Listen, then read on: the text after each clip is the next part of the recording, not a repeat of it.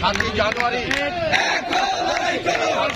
নির্বাচন কমিশনের অধীনে এবং দলীয় সরকারের অধীনে এই নির্বাচনের নামে তামাশা চলছে।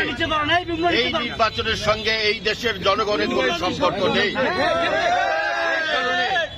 আমাদের দল থেকে যে গণসংযোগ, শান্তিপূর্ণ গণসংযোগ কর্মসূচি ঘোষণা করা হয়েছে, যেই নির্বাচনের সঙ্গে জনগণের কোন সম্পর্ক নেই, এই নির্বাচনে জোর করে যেরকম ভোট দিতে বাধ্য করা যাবে না, ঠিক সেইভাবে আমরাও জনগণের কাছে অনুরোধ করছি এই নির্বাচনে ভোট দিতে না গিয়ে প্রতিবাদ করা এবং এই নির্বাচনের নামে তামাশাকে প্রত্যাখ্যান করা।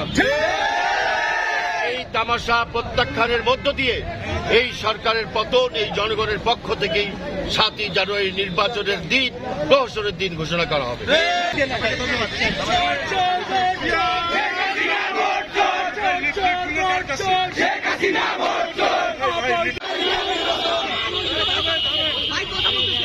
বন্ধুগণ, 7ই জানুয়ারি নির্বাচনের যে প্রহসন চলছে, এই প্রহসন আমরা বন্ধ করার জন্য